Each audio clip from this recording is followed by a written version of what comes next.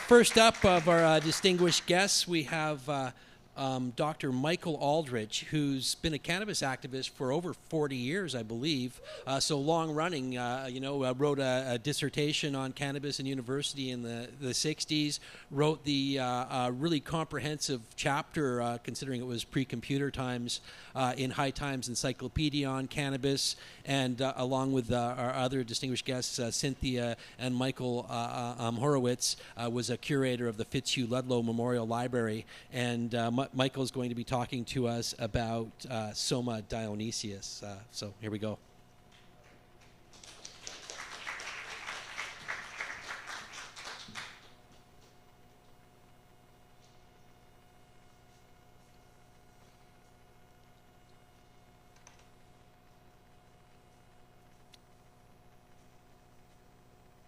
Hi, my name is Mike.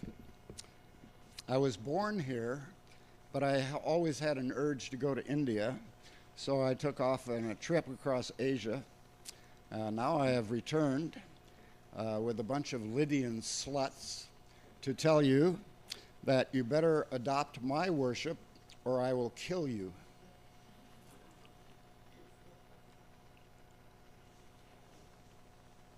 Interesting for a bunch of potheads to hear that. This is a story about wine. I am not an expert in the history of wine, although I've tried to bone up as much as possible. I am speaking today in front of two enormous classical scholars and a whole room full of people who know a lot of this history. I am way over my head. I can't even pronounce Greek very well. It's been more than 40 years since I had any Greek. And I am coming back to present a different part of the churning of the milk ocean story. I was here in 2005 and presented about the churning of the milk ocean and how it produced bong and Lord Shiva bringing bong out of it. So I would first of all like to thank Chris Bennett for this book, which he just sent to me. I hadn't read it in a couple of years ago it was published. Somewhere in the book, Chris mentions that he doesn't even have a high school diploma. My friend, this is a Ph.D. This is postdoctoral work. This is an incredible book, folks.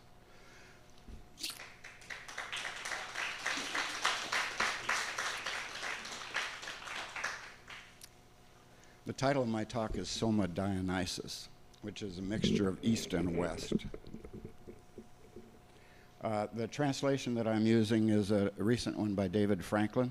I thought it was an excellent version of the play. I first read the play when I was still in college in the 60s. And I'd also better thank this guy. His name is Euripides. He was born on Salamis Island in about 480 or 484 BC. The year of that the Athenians beat the Persians. There had been a Persian war going on for a long time. And he was supposedly born in the year that the Athenians beat the Persians in the Battle of Salamis on his home island. He allegedly wrote his plays, I think someone else is going to talk about this, from a cave in Salamis Island. He was a well-known recluse. His father had been informed by an oracle that he would become a very famous and win a prize. So his father had him trained as an athlete, thinking that it was the Olympics he was going for. Later disgusted with Athenian politics in the end of another war, the Peloponnesian War, he moved to the court of the king of Macedonia, a man named Archelaus, and he wrote the Bacchae there and died there in 406 BC. So the point is, while he was in Macedonia, which is just above Greece, he was positioned locally at the exact contact point of thousands, literally, of strange cults and strange drugs and strange people that were pouring into Greece through Thrace and Macedonia at the time. So he was in an ideal position to write this story. In 2005, I spoke about the primary drug origin myth of India, which is the churning of the milk ocean. And it involves the conversion from Vedic soma to modern gods and drugs that we all recognize from India, especially Shiva, Lord of Bhang. And I concluded with this shot of me joining the Universal Church of Cannabis in India by throwing prasad on a lingam, which is the phallus of Shiva. This guy over here on the left was not happy with my girlfriend taking a picture, but my girlfriend was allowed in the temple. There's another woman back here. So in India, in modern times, Shiva worship allows women into the temples. I came back to the University of Buffalo in '66, started the first student organization of LEMAR, legalized marijuana. It was the first one in the world. And now it was about 15 hippies in a little room. And now it's called the Student Society for Drug Reform and involves thousands and thousands of students on every campus in America. It's quite a growth in the last few years. I love that headband. I've been wearing that headband. And that's a cigarette in my hand, of all things. Okay, to the churning story. Well, one thing I had learned in India myself was that India is a culture based on cannabis and not based on alcohol. And the contrast for me was extremely important because I immediately liked cannabis much better than alcohol, and I have ever since. In India, to get ganja, you walked up to the street corner stall on every corner, usually an elevated stall with a child sitting there with his legs crossed, and his father's making the bong in the back room, and the child is the dispenser of the bong. That's common on any street corner in India. And yet, to get a drink of alcohol, you have two options. One is to ask your taxiwala to take you to the back room of an auto repair shop and pay enormous amounts of money to get a little drink of rice wine. The other one is you go to a fancy hotel in India like the Oberoi or the Taj Mahal or something, and if you go to the hotel bar and ask for a drink, first of all, they see you're a white guy, so that's okay. And secondly, they hand you a form that starts out with, the first question is, how many years have you been a drunkard? You can see the culture clash between East and West right there in present-day India. When I came back to Buffalo, I started an organization called LEMAR and studied marijuana history. And while I was there, I was in the English department, was the best English department in the whole world at the time, with Bob Creeley and Leslie Fiedler and a whole bunch of poets. But I was informed by the chairman that I had to take a course in Greek. I'd had 1 year of Greek in graduate school in South Dakota. Didn't know very much Greek. But I managed to get through the 2 semesters of Greek by doing a very bad translation of Aeschylus Agamemnon. And then the second semester, I got into the Bacchae, and I did a partial translation of the Bacchae and realized I was so far over my head in my knowledge of Greek that I relied mostly on translations for that one. But that's where I learned this story of Dionysus taking off from Greece, going all through the Middle East and as far as India, coming back and demanding that his worship be worshipped, that his rituals be followed and allowed and adored in a very resistant Greece. Oh, then I started working on Soma. I realized when I found out from the Bacchae that Dionysus had gone to Bactria, which is where Euripides says he went. I realized all of a sudden there is a connection to Bactria, and from Bactria on the other way came the churning of the milk ocean stories and came the origins of probably Bhang in India. So I realized at that point that Bactria was the key between the two mythologies. I didn't know anything about Soma, so I wrote to Dick Schultes, who I'd never met, the curator of botany at the Harvard Botanical Museum. And Schultes directed me immediately to Gordon Wasson, who I'd never heard of. And I sent Wasson a copy of my paper after I'd finished it. Wasson, astonishingly, sent back a detailed critique of my paper that was almost as detailed as the paper, and he just slashed it to bits. That was my meeting with Gordon Wasson, the expert on Vedic studies, I thought. Then when Michael started the library and let me be the curator of the library, I kept pursuing all these stories, but I was interested mostly in the history of marijuana, and I hadn't paid much attention to this one. I did, however, the first article about marijuana legalization that I ever wrote that was published was in the Humanist magazine in 1968, and it was called The Pentheus Approach.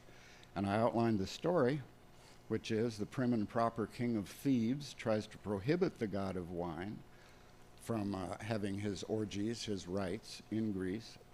And Dionysus, Pentheus, this very strict prim and proper tyrant of Thebes, claps the young stranger in jail, puts him in jail. Are we seeing an analogy here?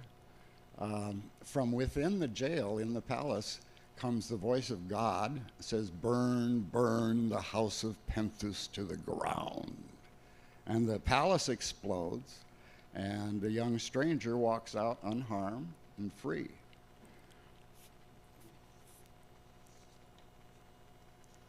All my friends in Limar immediately understood that story. Even though it's about wine, it's about prohibition and the consequences of prohibiting a sacred drug.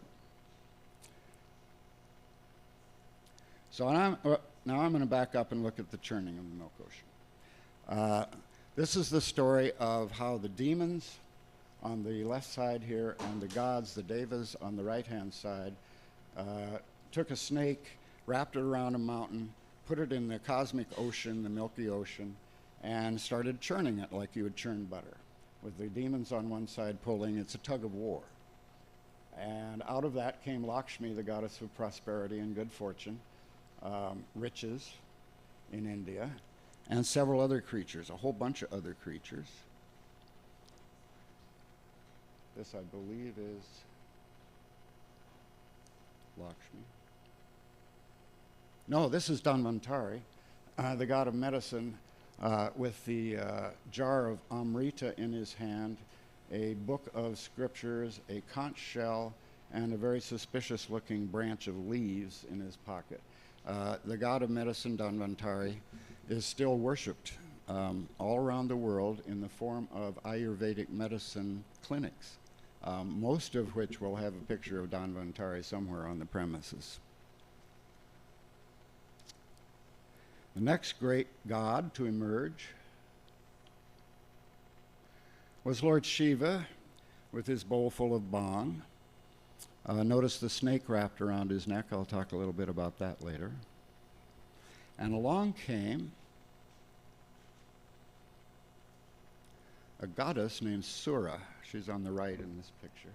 This is comparing bhang and alcohol, literally, in the poster.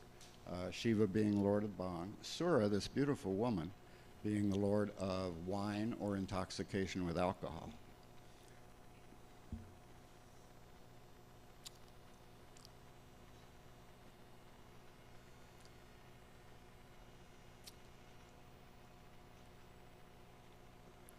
All right, we've gotten to Shiva. The story of the churning has very legendary roots in the old Vedic and pre-Vedic gods. This is one of them. His name is Varuna. He's the Vedic god of the ocean that they were churning. In other words, you got to have the god of the ocean there if you're going to churn the ocean. And also a god of the sky, meaning literally the Milky Way, that aspect of that ocean. The Greek god Uranus has similar attributes and a similar name. Varuna was the guardian of Rita, which means law or cosmic order. And I want you to notice the use of the word Rita in the phrase Amrita, which was the sacred nectar, the holy drink of the gods that was produced by the churning. So in other words, they're producing not only a drink, but an idea of cosmic order. Varuna was an asura. He's on the side of the demons in the churning of the milk ocean before they were considered demons. And it turns out he may be the same as the supreme god of Zoroastrianism, Ahura Mazda.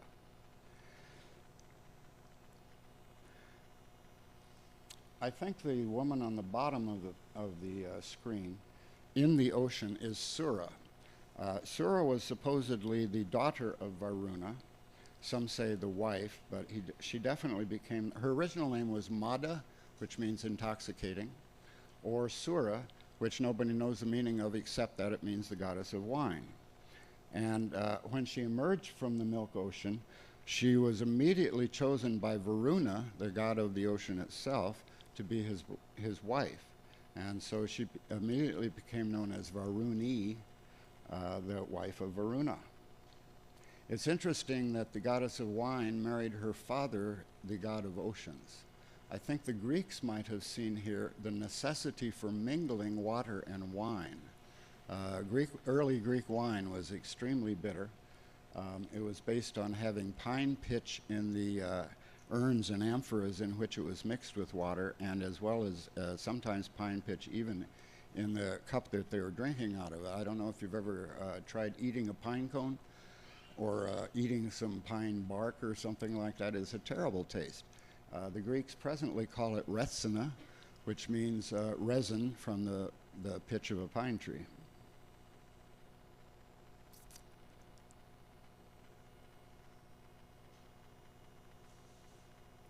This is the beautiful Sura, bringing wine. First, as the churning continued, there emerged a purifying light, which is probably the light that we in our mythologies consider to be the light that you see when you're dying. After that came the sacred cow. What's that mean? It means that there had to be milk in the milky ocean. After this, the Devas and demons lost their consciousness and felt deeply intoxicated. Their eyes bulged, and the siddhas in the heavens wondered what could be the reason. At this juncture, there emanated from the ocean the goddess Varuni, daughter of Varuna, the presiding deity of the intoxicating liquid. Her eyes rolled in semi-conscious slumber. The story came from the Vishnu Purana, which was composed between 500 and 300 BC, which is about the time that Euripides was writing in Macedonia at the end of the 5th century.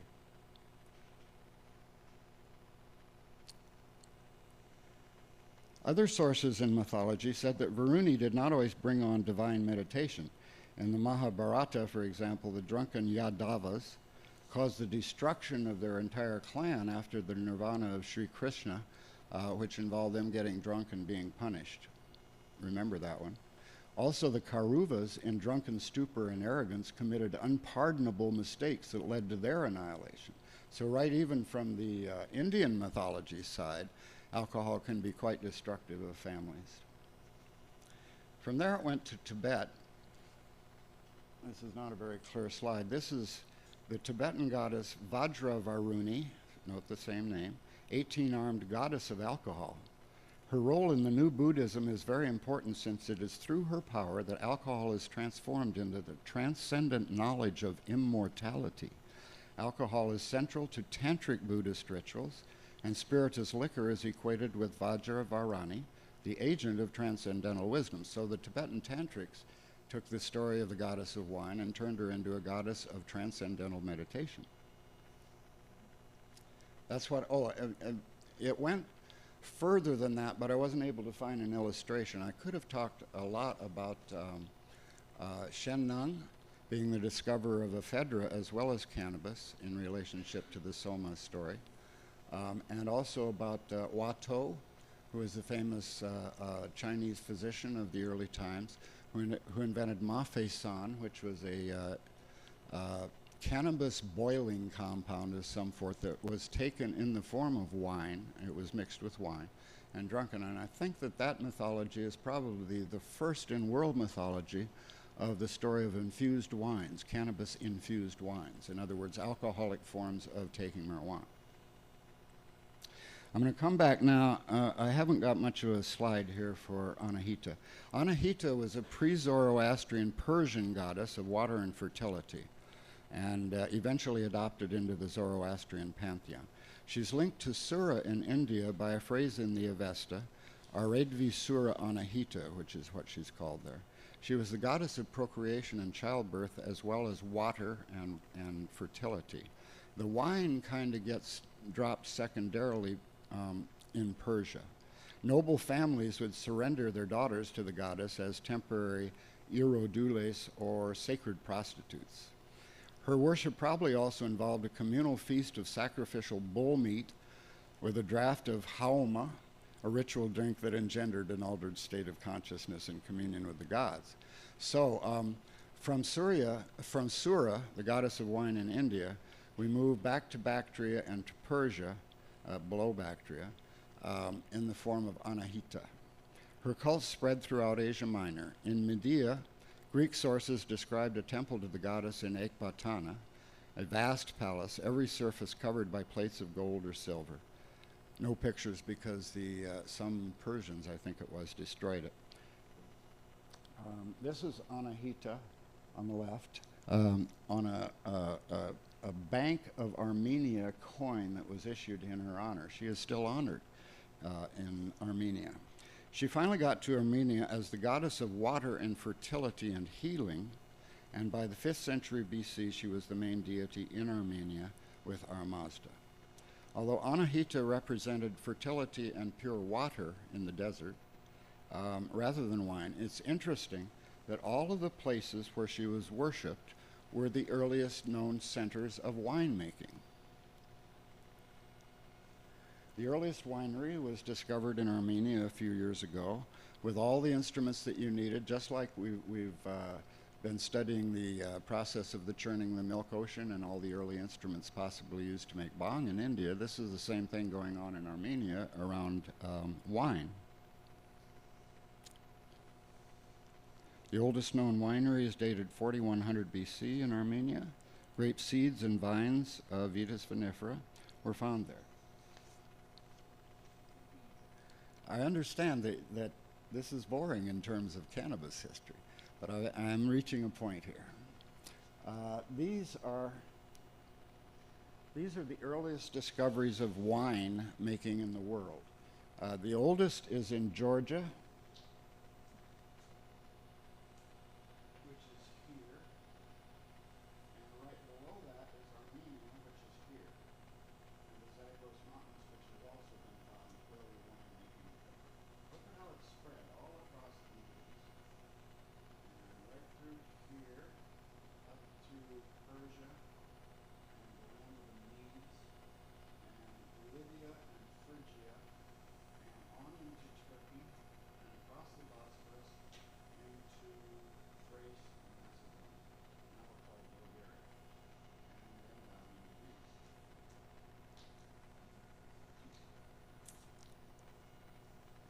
Show that a little better. This is the old names for this part of the Middle East. We have Bactria here, which is where the story of the churning the milk ocean ultimately came from going backward.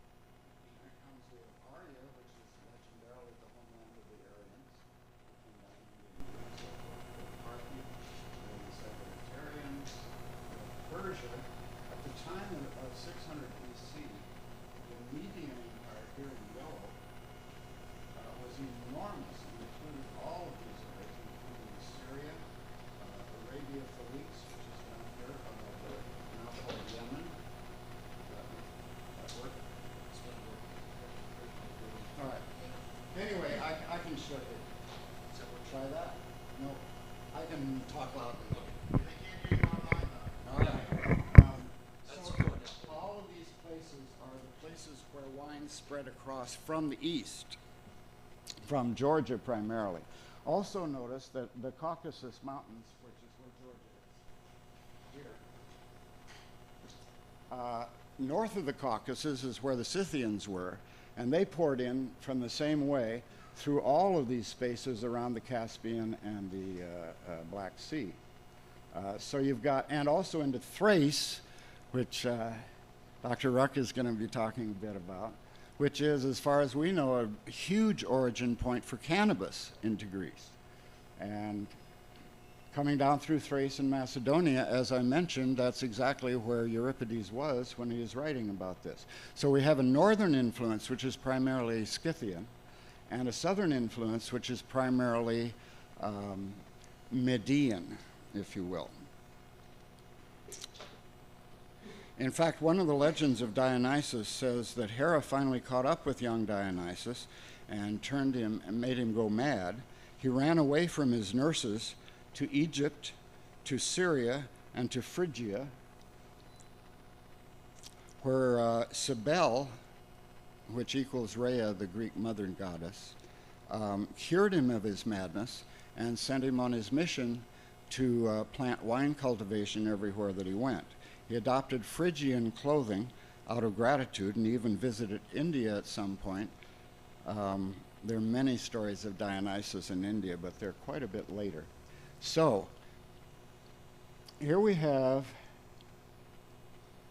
Dionysus in Egypt, in Arabia Felix. Oh, well, let me talk a little bit about Yemen. Arabia is usually divided into at least two parts. Arabia Deserta, which is the desert part in the north, and on the south, where it says scale there, is Yemen, which is Arabia Felix, which meant happy Arabia, which had much more ability to grow crops because they had more water. So the most famous export from Yemen and from Arabia through Phoenicia and through Assyria very often was, does anyone know? It wasn't cannabis, it was cinnamon and other types of admixtures to alcoholic beverages. Again, a hint of infused wines. Greek wines were not made just from grapes. Greek wines were made from barley and from many other substances, and most of them had additives of some herb or another, and trying to figure out whether cannabis was one of those additives has been an important idea. So we have here, with the story of Dionysus, not only the story of the spread of wine across the Middle East, but also the story of the trade in wine and all its additives, especially from Arabia and up through Phoenicia and Syria. So to sum up, we have this lady emerging from the milk ocean, Sura, the goddess of wine, better known as Varuni, who becomes Anahita and goes all the way across the Middle East, not as wine, but as water and fertility, a fertility goddess. And yet it happens that all those places where Anahita was worshipped were the places of the origin of winemaking.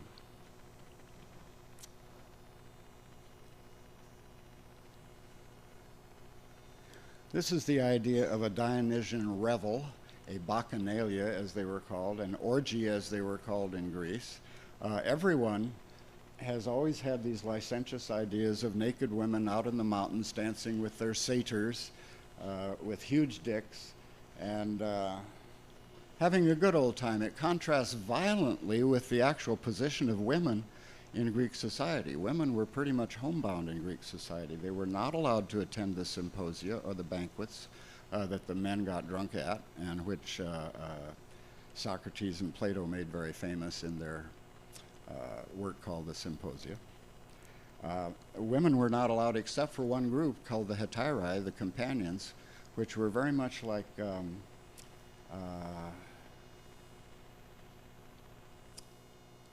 companions is a word that has many meanings. It meant officially a high-type call girl, but they were allowed at the banquets.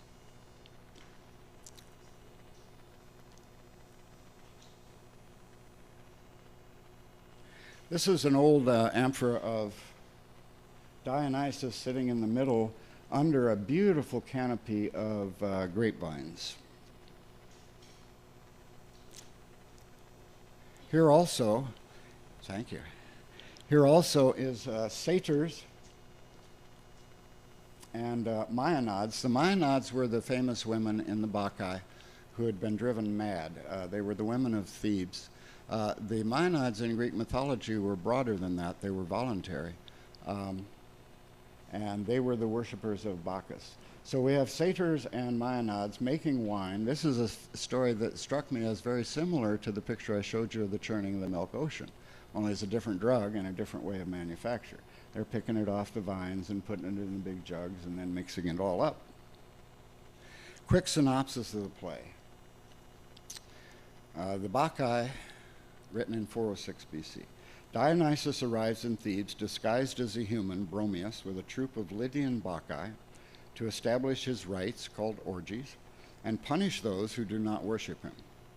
Because his mother Agave claimed that Semele's story, that Semele was Dionysus' mother, Agave claimed that Zeus, that the idea that Zeus had fucked Semele was a lie, that Semele had made it all up, and she just said, God made me pregnant.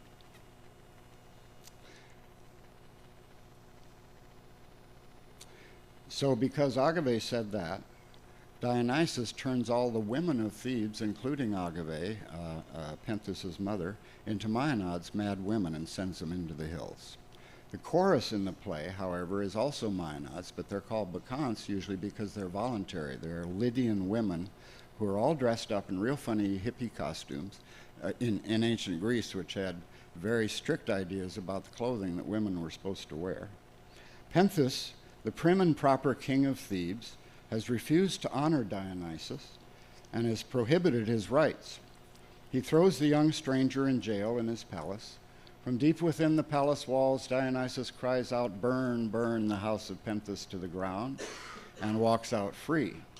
Dionysus then offers to take prurient Pentheus, who thinks that the orgies are naked ladies out in the hills, disguised as a Maenad himself, so there's several layers of drag going on here, up in the mountains to see those orgies for himself.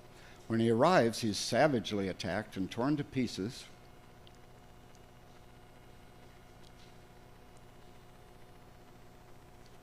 By his own mother. This is his mother on the left, and I know his aunt on the right, literally tearing him apart. He's torn to pieces by Agave, who carries his head back to town on a stake and finally recognizes the horror she has done, and Dionysus banishes the whole family into exile. And thus the essential origin myth of drugs in the West involves prohibition and what happens if it's futile to prohibit a drug, and what happens if you try to do so, you're going to get killed.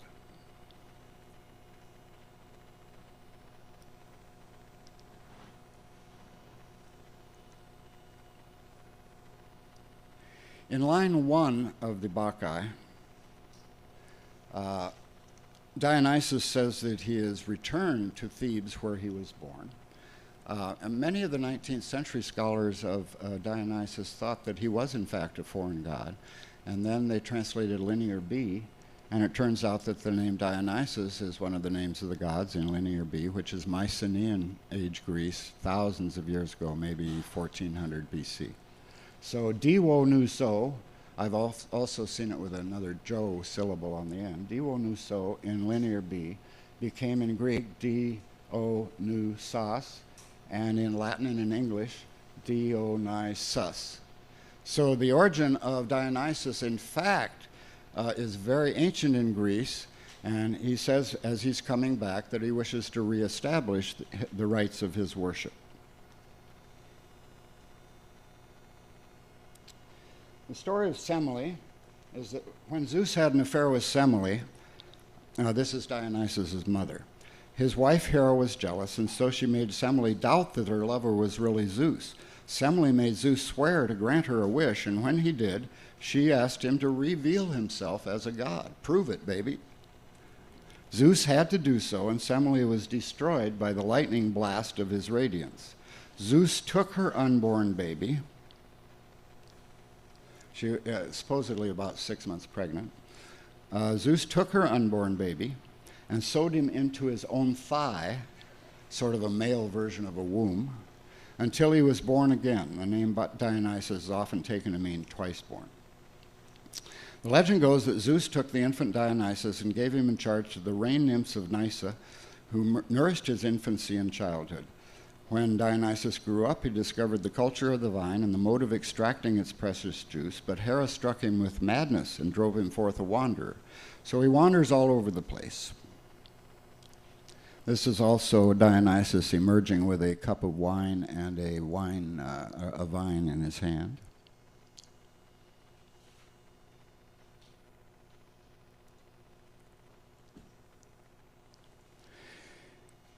All right, that's too early for that one. In Phrygia, the goddess Cybele, better known to the Greeks as Rhea, cured him and taught him her religious rites, and he set out on a progress through Asia, teaching the people the cultivation of the wine. In other words, what the mythology on the Greek side is saying is that Dionysus introduced wine all across this same territory we just saw.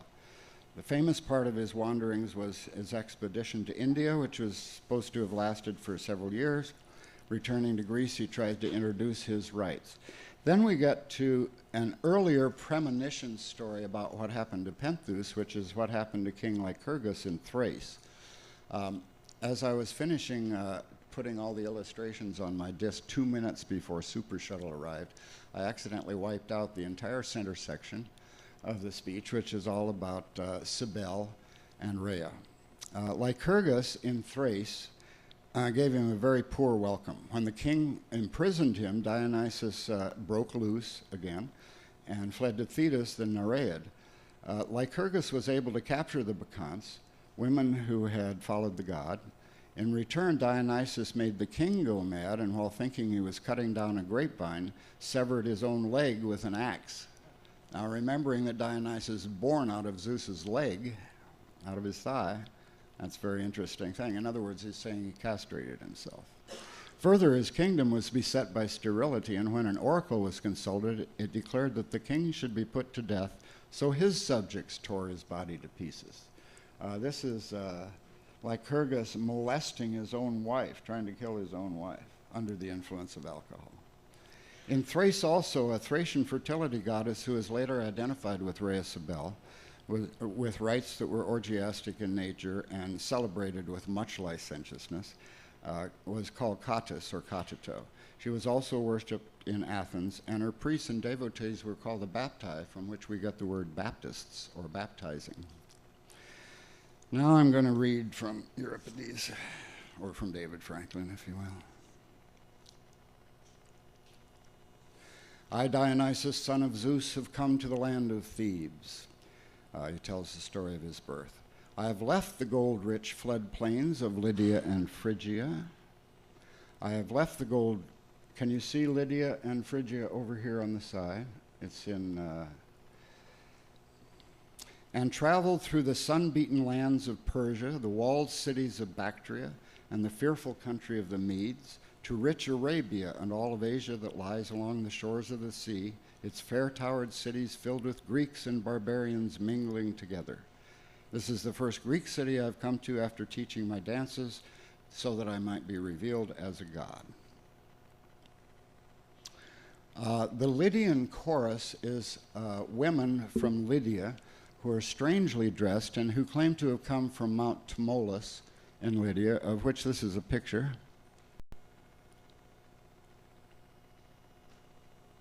And the Bacchantes were famous for using Phrygian musical instruments, having learned that from Rhea Cybele, Sabazius, and the musical instruments. These are Maenads carrying a Phrygian drum, which was ranged in size from a huge tympanum, which is in present-day orchestras, to a handheld tambourine.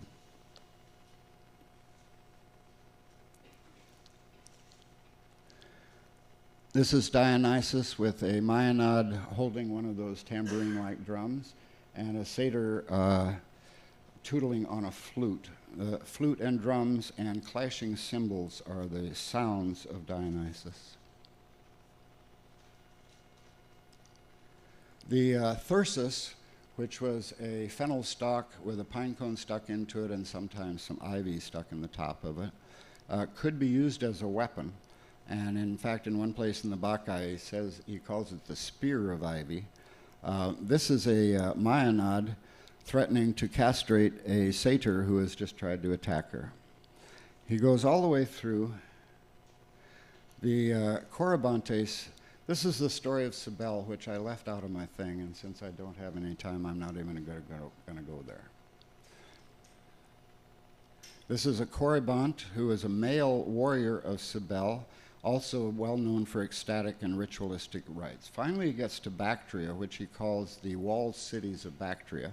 This is one such city as Saryanidi imagines it in Margiana. When he got to India, this one very amazing thing happened. The Indians who inhabit the district between the Indus and the Hydaspes and the continental region beyond, which ends at the Ganges, declare that Dionysus was son of the river Indus, and that the Dionysus of Thebes, having become his disciple, took to the thyrsus and introduced it in the orgies. That this Dionysus declared he was the son of Zeus, and had lived safe inside his father's thigh until he was born and found a mountain called Meros, or Thigh, on which Nysa borders, and planted Nysa in India in honor of Dionysus with the vine, which he had brought from, with clones from Thebes. So in other words, there is one Indian legend that claims that not Sura, but Dionysus introduced the cultivation of the grape. Conclusion.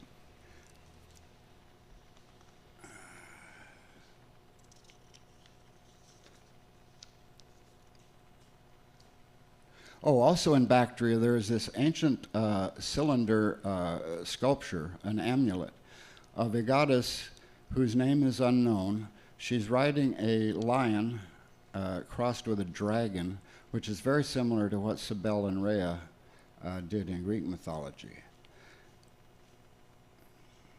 And this is Cybele or Rhea riding her lion, and that was the Bactrian goddess. So there is some connection there between riding a lion and a female goddess. This is a Bactrian woman. I thought she was so sexy I'd put her in here. And Saryanidi, amazingly, publishes this little picture from Bactria, which, as far as I can tell, shows a Dionysiac rite.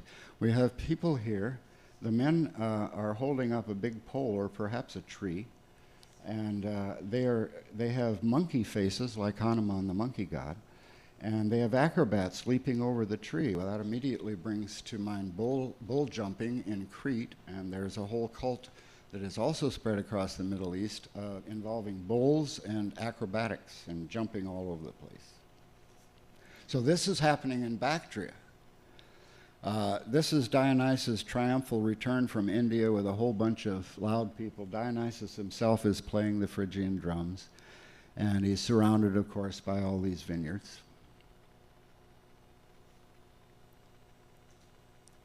Again, we have the Maenads making wine. Now here's a picture of Shiva. I'm going to contrast Shiva and Dionysus. The Bacchae, the whole play is about the fine point between intoxication, or being intoxicated, and intoxicating, being very beautiful, and toxic. And so in a way is the churning with its Hegelian synthesis of demons and divas. The difference is that Shiva, Lord of Bhang, swallows the toxicity, swallows the poison from the snake. Snakes are associated with Maenads and with Shiva. Shiva wears them around his neck and on his top knot, and the Maenads around their heads. I guess I don't have a picture of that. This is a picture of Parvati pouring bhang for Shiva, and notice that the snake is the one who is drinking it. So you offer bhang to Shiva and the snake drinks it? Okay. Snake probably being preopic as well. Here's a Maenad banging on her tambourine. So drums. Notice the tabla sitting right in front of Shiva while he's making the bhang. Shiva's always depicted with a tabla in his hand. And it looks sort of like a double-sided tambourine, which this Maenad is banging on. The idea of the orgiastic rites out in the hills is to make a lot of noise, get real drunk, and do whatever comes naturally. Here's another Maenad with snakes wrapped around her head. She's dressed in a fawn skin or perhaps a leopard skin. Here's a picture of a Maenad, a relief of the Maenads, and think how similar this dancing pose is to Shiva Nataraj, the dancing which sets off the origin of the spinning of the world. Here's another Maenad in a very similar pose. I call this one pole dancing. She's using her thyrsus as the ground around to grab her thyrsus and revolving around it. This is the same thing going on in India. This is a dancing apsara, the dancers of the gods. This is the Koribants of the Middle East dancing as well. This is satyrs dancing with a Maenad. I think that instrument in the top of her hand is called a bullroarer. It made a lot of noise.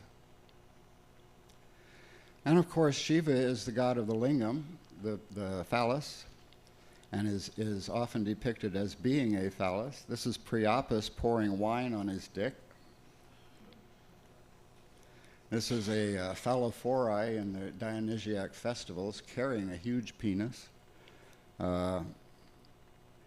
Another theme that is similar in both mythologies is androgyny. Shiva and Parvati are often worshipped together, shown as androgynous, or hermaphroditic even.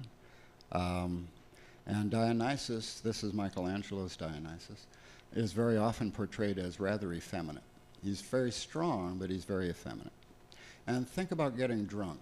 In Euripides, a lot of the progression from peaceful, beautiful, sitting around in the woods, drinking wine, having symposiums, and then everybody gets a little drunk and a little belligerent, and pretty soon they're fighting amongst themselves, and they hate strangers, and xenophobia is another thing that's going on here. They hate strangers, and eventually they end up killing anybody who interrupts their rights.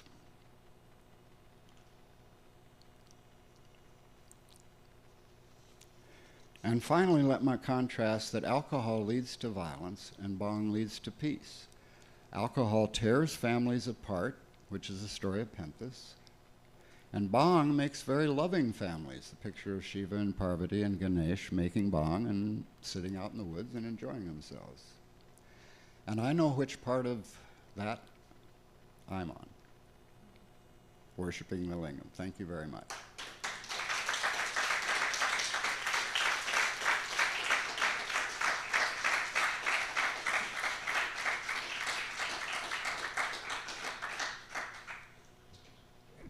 If anybody has any questions or anything, come up to the mic and ask them.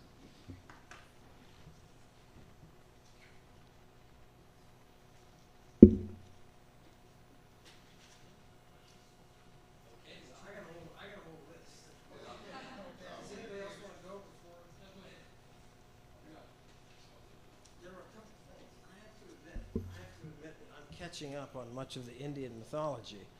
But what is funny, what is really peculiar about this is once you've studied one culture's mythology very closely, especially Olympian-type cultures, you can hear the exact same story. It's a different language, that's all, expressing the very same concepts, because all of these gods are related.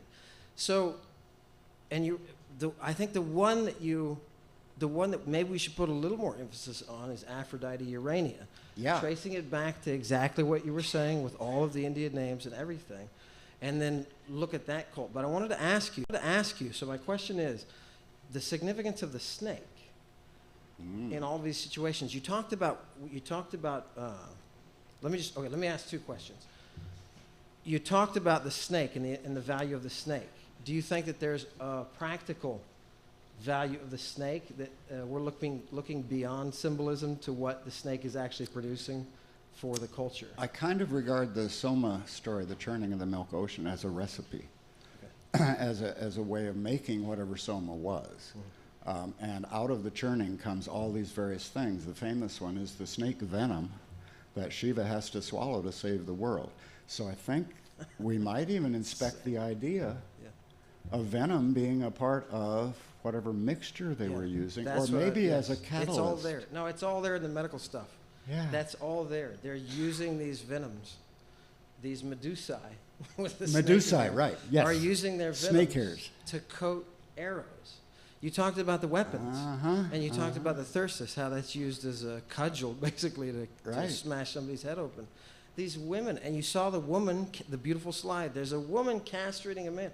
Why did nobody say anything like, There's a woman in this supposed society, and classicists pushed this society that was so oppressive to women. There's a woman standing on stage about to cut off somebody's balls.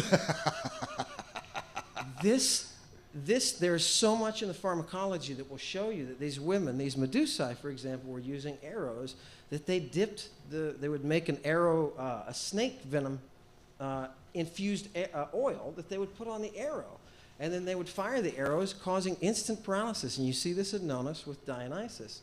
There's there's incredible use of these poisons, these snake poisons. One of them, and this is my question, and I'll stop and let you run with it. One of them is one of these preparations is a snake toxin that is used to cause cori to lactate. Ah. What is a cori? A cori is a girl between puberty and before she's had a baby. Okay? They cannot have been impregnated. That's what a cori is. Okay? So somehow these cori, in all of the myths, they're able to breastfeed. They're able to breastfeed. When you look at the colleges that are training these cori, they're using these drugs. It's all in the Hippocratics. It's all there. You can go look this stuff up. They're using these very same drugs to get these girls to lactate. And 7 years ago, there was a study done in, I forget which journal. I think it was in a big one like Science. And they were studying the venoms that actually they bind prolactin. To make a long story short, they act like, they bind to breast tissue to activate breast tissue. They attach the same receptor that prolactin has, right? They have the same mechanism of action of prolactin. So the sophisticated, now I'm going to ask my question. With all of that in mind, what's going on with the Indian snake and the power of the women in the whole pre-Dionysiac? I mean, you're talking about the transference of this knowledge across from one area to another. And what I'm asking you is, have you noticed that the transfer is made really with the plants and with the animals and the folklore and that kind of thing like that? How do you think what the Greeks are doing can be applied to, with the colleges, with the colleges of the Kuri, can you tell me if there's an Indian equivalent? No, not to any my knowledge, colleges but there is this idea of milk has something to do with wine. And milk has something to do with being an admixture that is quite often used to make drinks with. I remember kumis, which is mare's milk fermented. And I remember kukeon, which nobody really knows what was, except perhaps you guys. And as for lactating, not a clue. I don't know any of the Indian mythology around that. Because your Bacchic women, your Maenads, yeah. They go out and they breastfeed. Listen to some, these are actual priestesses. Right. They go out and they breastfeed animals. Yeah. And often eat them. Eat the animals as well. Let me ask one last question, then I'll show you. Okay. This was such a beautiful presentation. Thank you. You've really opened up for me. You kind of opened up the area that I don't. You kind of opened up the area for me. So it was fantastic that you're able to jump across those fences. You're able to make those associations. As I say, I'm rather embarrassed to be speaking in front of you and Dr. Rock. I mean, this is like the freshman giving a presentation and hoping that his professor liked it. Well, all of the medical and pharmaceutical stuff backs you up completely. I mean, Perfect. It's if you knew of that world, if you were studying that world, you would. Well, I'd make the connection. You'd be able. Yeah. Thank you. Thank you, everybody.